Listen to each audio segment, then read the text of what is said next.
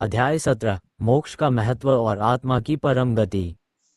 गरुड़ पुराण का 17वां अध्याय सबसे गहन और रहस्यमय सत्य को उद्घाटित करता है।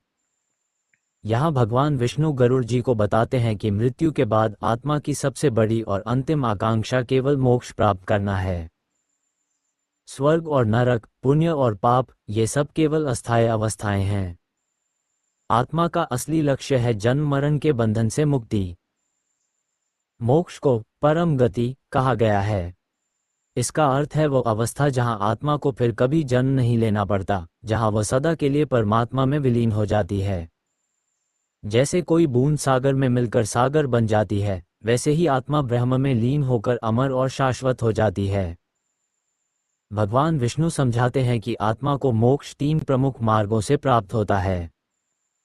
1. ज्ञान योग। आत्मा जब ये जान लेती है कि वह शरीर नहीं बल्कि शुद्ध चेतना है, ये सच्चा विवेक उसे बंधन से मुक्त कर देता है। 2. भक्ति योग। ईश्वर के प्रति निष्काम प्रेम और समर्पण।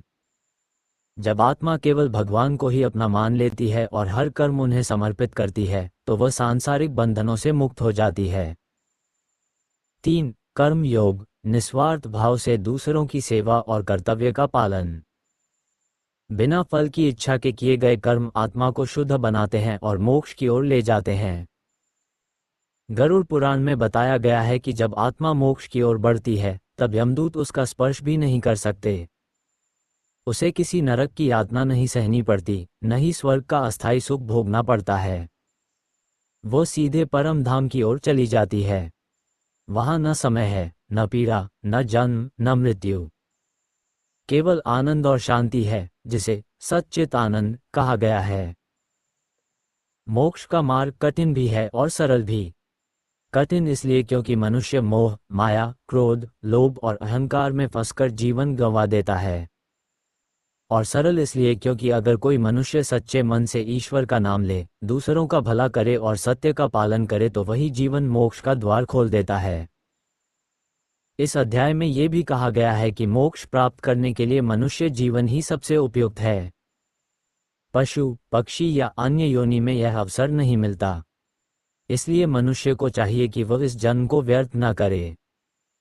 हर क्षण को ईश्वर भक्ति, ज्ञान और सेवा में लगाकर वह अपने लिए परम धाम का मार्ग बना सकता है। भगवान विष्णु गरुड़ जी को बताते हैं, हे गरुड़, स्वर्ग में आनंद है पर वह क्षणिक है, नरक में यातना है पर वह भी क्षणिक है, लेकिन मोक्ष अमर है, शाश्वत है। यही आत्मा की सच्ची मंजिल है।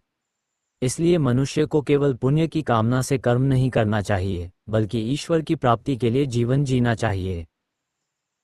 इस प्रकार 17वां अध्याय स्पष्ट करता है कि मृत्यु अंत नहीं, न ही स्वर्ग और नरक ही आत्मा का लक्ष्य है।